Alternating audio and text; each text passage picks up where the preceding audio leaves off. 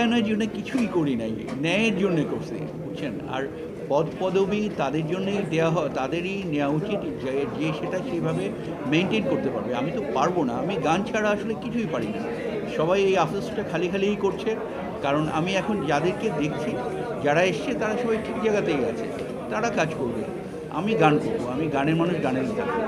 আমি কোনো সময়ই মিস করি না, আমি প্রত্যেকটা সময় আমি আমার মতন করে এনজয় করি, মানে আনন্দে থাকি সবসময়। আর আমি এই সময়টাও ভীষণ রকমভাবে উপভোগ করছি।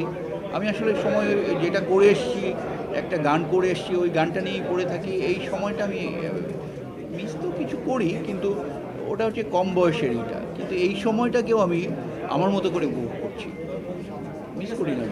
যারা নিতে পারে তাদের জন্যই গান করি, যারা পারে না বা পারছে না তাদের জন্য হয়তো বা করছি না। যারা ভালো গায়, ভালো যারা গায় সবার জন্যই কী করি, শুধু পপুলার হলেই হয় না, ভালো গায়, আমার গানের এক্সপ্রেশনগুলো বোঝে, তাদের জন্যই গান করি। এখনও আমার মনে হয় কিছু কাজ করার বাকি আছে, যেমন অনেক অনেক গান করা হয়ে ওঠেনি। ইচ্ছা আছে, ইনশাল্লাহ করব। আরও বেশ কিছু গান তৈরি করতে হবে, কাজ চলছে, বেশ কিছু গানের কাজ চলছে, হবে, ভালো গান হবে নিশ্চয়ই। সুর করা, সুর আয়োজন করা, লেখা দুটোই, অবশ্যই দুটোই ভালো লাগে। আর আমার গান তো দুটোই একসাথে হয়েই আমার গান তৈরি হয়। যার কারণে সুর করতে থাকি যখন, তখনই লিখতে থাকি, যার কারণে গানগুলো একটা পরিণতির দিকে যেতে থাকে আর কি। নিজের সম্পর্কে মূল্যায়ন হয়ে ওঠার চেষ্টা করছি কিছু একটা।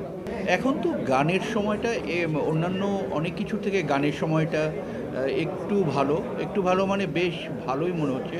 বিশেষ করে সিনেমার গানের কথা যেটা বলবো, যেমন প্রিয়তমা ছবির গানটা করার পর থেকেই একটা গানের একটা আলাদা একটা সময় তৈরি হয়েছে, এটা হয়তো একটু সিনেমা কেন্দ্রিক বেশি।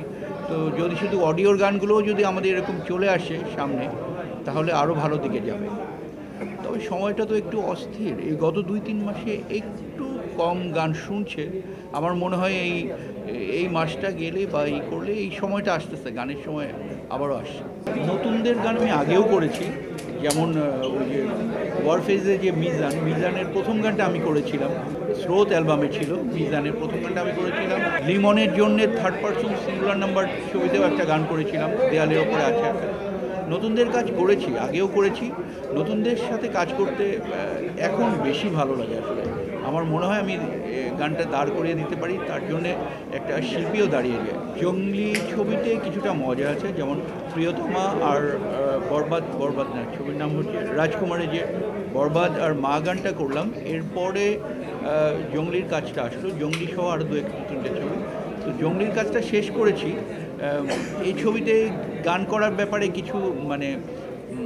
কিছু গায়ক আছে যাদের গান একদমই পপুলার গায়ক আছে, যাদের গান আগে করিনি, এবার করছি।